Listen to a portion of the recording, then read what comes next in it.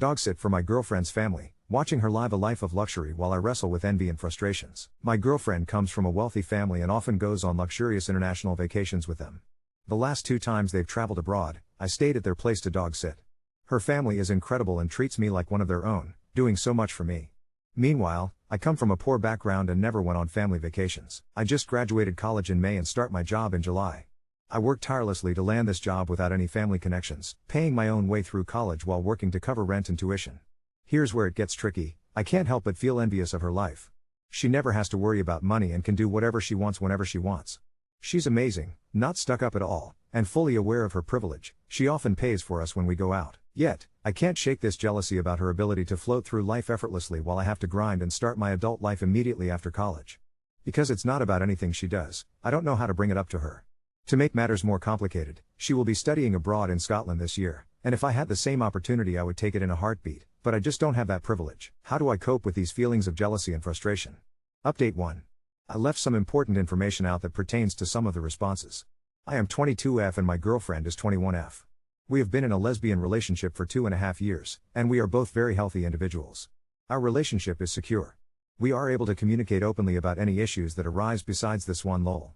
She loves me for who I am and never makes me feel obligated to buy lavish things for her. When she pays for things, she does so out of kindness and never makes me feel belittled. She understands my financial situation and never judges me for it. Her family is newly wealthy. Her dad grew up poor and made a name for himself as an MD. They just hit bringing in $1 million this year and are continuing to expand. We don't have plans for marriage until our late 20s, and I don't think the solution is to just marry into her family. They have never asked me to join their family vacations, but her parents have paid for things related to my college experience and are currently helping me furnish my first apartment. Her dad also gives me a lot of valuable financial advice, which I am very grateful for. As for the advice I've received here, I want to say thank you very much.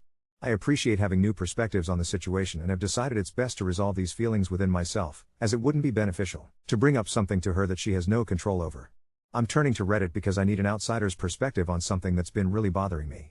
For context, my girlfriend, F24, is getting her doctorate, and her parents financially support her while she's in school. The issue is, they use this support to control every aspect of her life, where she can live, how much time she can spend with me, F24, and even the places she's allowed to go. Over time, through a lot of reflection and conversations with me, she's realized this isn't normal and plans to fully distance herself once she secures a stable job that can help pay for her degree. We've been together for 3 years, and as time has passed, her parents have started trying to control aspects of my life as well. I grew up poor and have always financially supported myself. I used to drive a beater car that finally gave out, and for Christmas, her parents gifted me one of their cars. While I was incredibly grateful, I always felt like there were strings attached. For instance, the car isn't registered in my name, which created issues when trying to renew the registration. It also has an app that allows remote access, starting the car, tracking its location, etc. I never asked for access because I knew they were using it to keep tabs on me. I even got a text from my girlfriend's dad once, letting me know I had left the car door unlocked, confirming to me that they definitely monitor it. Recently, I applied for a job in the city where my girlfriend and her parents live. Since my girlfriend is currently abroad for her doctorate, she wasn't home when I stayed with her parents for my first round of interviews. While I was there, they kept pushing the idea of me living with them to save money to buy a house. I was polite and considered it in conversation, but I knew that wasn't something I wanted. During my visit, my girlfriend's friends invited me to go out to a few bars one night, but her mom had an issue with me being out late, so I ended up not going. Now, here's where I need perspective. I flew home that Sunday with just a carry-on bag. I didn't unpack right away, and when I finally did laundry on Tuesday, I found a rusty pocket knife in my load of clothes. I was completely confused because a pocket knife is not something I own or have seen before. I sent a picture to my girlfriend to see if it might belong to her brother and had accidentally gotten mixed up in my stuff. She said she'd never seen it before and sent it to her family group chat to ask if it was theirs. Her parents' responses were, "Mom, what? Lamau. I didn't give her any laundry. And it's dirty on top of that, so I definitely wouldn't give her something dirty. Lamau. Think about it, love. That's kind of concerning because she didn't check a luggage last time she was here." She carried on. "She would have been in trouble. Dad, nice. Contraband." And she flew with it. Their first reaction wasn't confusion, wasn't "I've never seen that before," it was immediately defensive and focused on how I could have gotten in trouble at the airport. I hadn't even thought about the fact that I flew with it. I was just trying to figure out where it came from. But their reaction, combined with everything else, has me spiraling. I can't shake the feeling that they might have planted it in my bag to try and get me in trouble. I am so conflicted because they are nice people and have truly helped me in so many ways. Am I overthinking this? Or is this as weird as it feels to me? I would really appreciate an outside perspective. Edit, I'm newish to Reddit so I'd if this is how you do updates. After reading through all of your comments on my original post, I didn't realize just how concerning this situation sounded to outsiders. It has given me a lot to think about, and I really appreciate everyone's perspective. I want to talk to my girlfriend about everything, but I'm struggling with how to bring it up. When I got back from my trip, I called her, she lives abroad, and mentioned that her parents were pushing the idea of me moving in with them so I could save money for a duplex, something I've wanted for a while. I told her that, while it could help me financially, I didn't want to do it because it could ruin the current dynamic I have with her parents. I also called to vent about how her mom essentially stopped me from going out with friends because it was too late. Her response caught me off guard. She agreed that moving in wouldn't be a good idea, but not because of her parents' control issues, because she didn't want to hear me complain about them. This was new for me to hear, especially since she constantly vents to me about how her mom micromanages her life and how her dad does nothing to stop it. That conversation made me feel like I don't know how to bring up the bigger issues. The possibility that her parents planted the knife in my bag. How I feel like the car is being used to control me. How I've slowly felt like they are trying to dictate aspects of my life just like hers. When they gifted me the car after Christmas, they told me they would keep it in their name since they had a good interest rate in payments. I didn't think much of it at the time. I was just grateful to have a car that wasn't constantly breaking down. Her mom gave me an envelope, and I was under the impression that they were the renewal stickers. The car's registration expired in 01/25. A week into January, I went to put the new sticker on and open the envelope, only to find a denial letter, because she never submitted the required inspection. When I texted her about it, she already knew it was a denial, not the renewal stickers, but didn't mention it to me beforehand. While she was somewhat helpful when I asked for info on how to get it fixed, it turned into a frustrating ordeal. Since the car isn't in my name and is registered in a different county, it took almost a month to get everything processed. I ended up figuring it out on my own and was able to change the mailing address so that stickers would come directly to me. But I still haven't received the stickers. It's been 3 weeks. After reading everyone's comments, I can't shake the feeling that this might be intentional. My temporary receipt from the DMV is only valid for 31 days, which means it expires next week. If I get pulled over with expired registration, that could cause serious problems, especially because I'm applying to work in law enforcement. I've completely dropped the idea of moving to their city and will not be continuing the interview process for that job. I also know that I need to get a new car as soon as possible. I'm going to start saving, and when my girlfriend comes to visit at the end of April, I'll ask her to drive the gifted car back. Hopefully, by then, I'll have another car lined up. Looking back, I felt weird about the car from the moment they gave it to me. I was excited and grateful, but something in my gut told me there were strings attached. Before the car, I didn't feel like I owed them anything or that they were entitled to details about my life. Now, I feel like they use it as leverage to monitor me. I know I need to talk to my girlfriend about this, but I want to approach it in a way that isn't judgmental, just honest about how I feel. We generally have good communication, but I'm worried about how she'll react, given her response to my last call. To also address the comments about timeline for when my girlfriend will be financially free from them, I think it will be a very long time. They have given her everything she's wanted and needed her whole life. She doesn't have to work.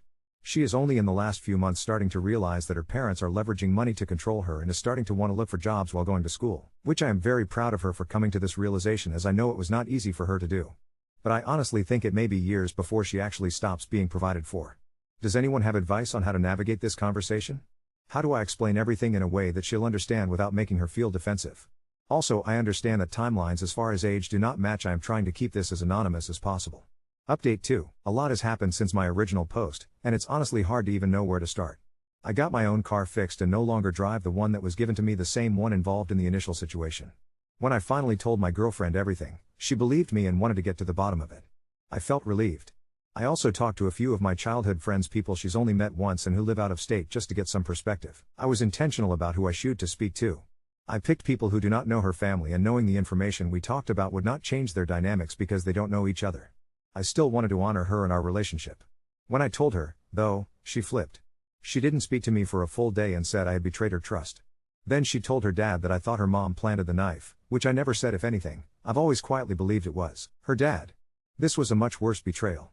She went to the source, and finding that out hurt me so bad, and I don't think I will ever heal from that. We fought, eventually talked it out, and kept moving forward. Or tried to. Then about a month ago, everything imploded. Her dad found out her mom was cheating. The evidence? 7 back and forth messages between her and an old family friend catching up. That was it. But it didn't matter, he spiraled. While my girlfriend was home, he started screaming at her mom, calling her a whore, a slut, just completely degrading her. It got so intense that my girlfriend had to kick a door open out of fear. The next day, he kicked her mom out, cut off her phone service and all her cards. She's a stay-at-home mom with no personal finances. He left her with nothing. My girlfriend came to stay with me after that, trying to get space. He started blowing up her phone with unhinged messages just because she set a boundary. Meanwhile, her mom went back to the house while he was at work to grab some of her things and found her computer background changed to a picture of the man she supposedly cheated with. When she walked into the bathroom, all of her perfume bottles were smashed and shards of glass everywhere. On the bed? An assault rifle laid out. Intentionally placed. Meant to intimidate. A week later, he invited her, the mom, out to dinner but only communicated through their son, saying things like, "Tell your mom to come to dinner." At dinner, he acted like everything was normal. Held her hand. Made her think things were mending. Then, mid-meal, he slid her an envelope. Inside was a Mother's Day card from her own mom. But written over the sweet note in thick black Sharpie, "Do not make a scene. We are getting a divorce." With his ring inside the envelope. It was calculated, disturbing, cruel. And it was all done with a smile on his face in front of their children. Watching this unfold shattered something in me. I watched my girlfriend's entire world collapse. She had always held her dad in the highest regard, saw him as someone who could do no wrong. But I thought, finally. Maybe now she'll see what I've been seeing all along. Because I never truly believed her mom planted the knife. I always felt it was him. He's dangerously intelligent, and that's what makes him so terrifying. His attacks are calculated and psychological. But then, after 2 weeks of crying in my arms, telling me how scared she was, she went back. And the same night she got back, she said she had a good talk with her dad and that they were good now. Just like that. After everything. Now her mom is fully moved back in. They're all acting like none of it ever happened. And my girlfriend is doing the same. She's giving herself no space to process. She's always been expected to be everyone's rock, to hold it all together, and now she's doing that again, pretending everything is fine. I couldn't take it anymore. After being on the phone with her and hearing her interact with her parents like nothing happened, I finally told her the truth, that she's being manipulated. That it's hard to watch. That I will never see her parents the same way again. That I don't want a relationship with them moving forward. It hurt her. Deeply. She wants me to be good with her family. I get it, they mean everything to her.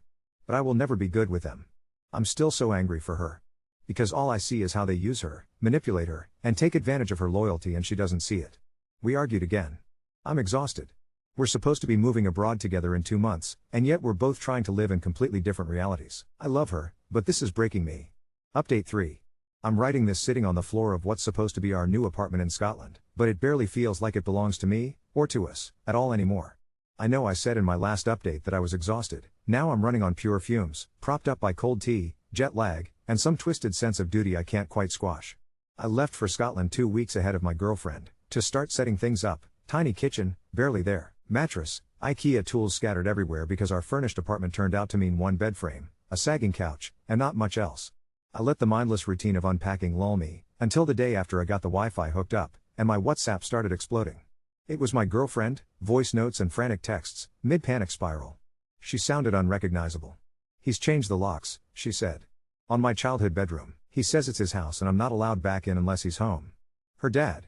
"He threatened to freeze my tuition if I bring outside negativity into the house, and accused me of poisoning my mom against him."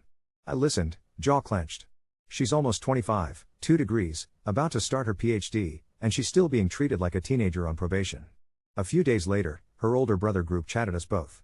He'd just come back for summer break. He found post-its all over the house, on the bathroom mirror, inside the fridge, taped to the light switches.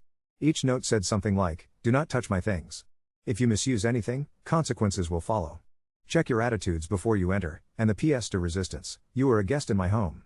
The handwriting matched her dad's. Her brother sent a picture of their dog. They'd shaved it down to the skin for the heat wave, but the dog looked miserable, and he asked if we could take the dog when my girlfriend moved. Meanwhile, her mom was still acting like nothing had ever happened. She sent my girlfriend a box of skincare and Scottish shortbread with a "Love you, have an amazing year" posted on top, complete with a smiley face. It was like a Stepford wife version of care. My girlfriend tried to laugh it off. "She's coping," she said, "I get it." But I could tell, she's not getting it. She asked me to buy a vase for the shortbread flowers. The day before her flight to Edinburgh, her dad sent her a 9-paragraph email. He'd drawn up a support contract, listing dozens of new stipulations for his continued financial assistance. He demanded monthly video calls, full access to her school and financial records, GPS tracking on her phone, for her safety, and a clause that she would not engage in negative, defamatory speech about the family to outside parties. There were penalties outlined for each breach: dockings of tuition payments, loss of the car back home, revocation of her credit card. He copied me on the email. I was angry, but also, after everything, not even surprised. I told her I was done engaging. That night, I printed the contract and, no joke, lit it on fire in a pint glass in the sink. The apartment still smells slightly of burnt ink. First night she arrived, She didn't speak for 2 hours. She'd been pulled aside at immigration. Her dad put her on a travel alert for parental notification, to prove he still controlled something. When we finally talked, she said she wanted to sign the contract for now, to keep the peace until she could get her own money. That was when I broke. I told her I wasn't sure I could stay in this unless she fought for herself, even if it meant struggling, because at least then the struggle would be ours, not his. She cried. Then she was angry, railing at me for not understanding her position, for making this harder. I know it was the burnout and trauma talking, but it cut anyway. We slept in separate rooms that night, which was hard because the apartment is so tiny you can hear someone breathe from the other side of the wall. Over the next week, I started noticing little things, the way she flinched when her phone buzzed, silencing it every time an email from her dad came in. Half our kitchen boxes are still unopened because she can't choose mugs without messaging her mom for a vote. When she did finally FaceTime home, it was short and stilted. Right after, she went for a walk and didn't come back for 3 hours. During that time, her brother messaged me. "I'm getting out," he wrote. He'd decided to withdraw from family funding mid-semester. He saved up from a research internship, and found a roommate across town. He wanted to take the dog, but her dad threatened to sue for property theft. He asked if my girlfriend was okay. I didn't know what to say. The very next day, my girlfriend came home from the university in a daze. She handed me her laptop. "Read this?" On the screen was an email from her dad's lawyer, yes, an actual lawyer, outlining terms of association, including a threat to sever all ties if she didn't sign. There was detailed language about defamation and family unity. It was about power, and she finally saw it. That was a turning point. For the first time, she said, "I need a break from them. All of them. I need space." The next day, she called her dad and told him to suspend all financial support.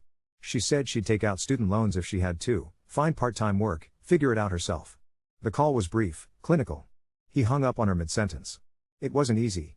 The fallout from that call rippled through her family. Her mom texted 47 times in 24 hours. Her dad sent one final email, astonishingly short. "Good luck. You're on your own." She broke down. I won't downplay it. I almost booked her a flight back home, just for closure. But she didn't want to go back.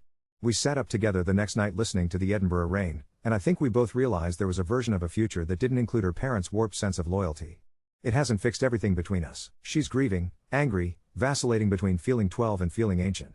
I'm learning to stand by her without getting pulled under. Some days are silent, and we hold each other. Some days I hear her talk to her therapist behind a closed door. Some nights she types out long unsent letters to her mom. My role right now is to keep the tea hot, and keep the lights on. She found a job on campus, sorting mail. She jokes she'll be the lesbian mailroom cliché. I picked up extra shifts at a cafe. We get by. I send her dog videos, and sometimes she smiles for real. We're both exhausted, but it's the honest kind. The future is a little bit wider now. And most of all, for the first time, I think we're building something that's truly ours, and not just surviving in someone else's world. Update 4. I wish I could say things are calm now, or that life in Edinburgh is finally settling into some kind of gentle routine, but honestly, it's been the most surreal chapter yet. The only quiet we get is the hour after dawn, before the rest of the world stirs, me at the counter with my chipped mug, her bundled in a blanket on the window seat, both of us holding our breaths before the day's noise catches up to us. I used to crave a normal life with her, but I'm starting to realize that normal for us will always be complicated, beautiful, and a little haunted. The fallout from her family's implosion has, shockingly, not finished. After her dad's last email, and her mom's blocked text avalanches, we'd hoped the drama would recede across the Atlantic. But of course, control never needs to share a time zone. About a week after my last update, we both started getting Facebook friend requests from strangers. We ignored them until one of my old high school friends, the kind who only surfaces once a year to wish you happy birthday, messaged me in a panic. Apparently, someone with my girlfriend's dad's last name had reached out, asking very pointed, personal questions about my character and our relationship. This acquaintance had the good sense to shut it down and warn me, but it didn't end there. A few days later, my girlfriend's supervisor at her department asked her to come in for a wellness check. Someone claiming to be her father had called the university, alleging that she was emotionally unstable and at risk, and that she needed to be monitored. The audacity, it was like watching him try to reassert his grip from across an ocean. For a few hours, she was shaken, but then something hardened in her that I hadn't seen before. Instead of shrinking back, she called the registrar's office, flagged her records for privacy, and filed a harassment report. "He's not going to touch my life here," she said, chin trembling but voice steady. "Not while I have a say." I've watched her transform in weeks, messy, aching growth, but growth all the same. She's learning to live with less cushion, less certainty, but also, finally, less fear. It's not glamorous. Sometimes, after closing the cafe or locking up the mailroom, we come home to a cold flat, split a can of tomato soup, and collapse wordlessly on the couch. But other nights, rare and precious, we walk down the Royal Mile at midnight, wool scarves snug, laughing so hard at some inside joke that the exhaustion and homesickness fall away, and we just are.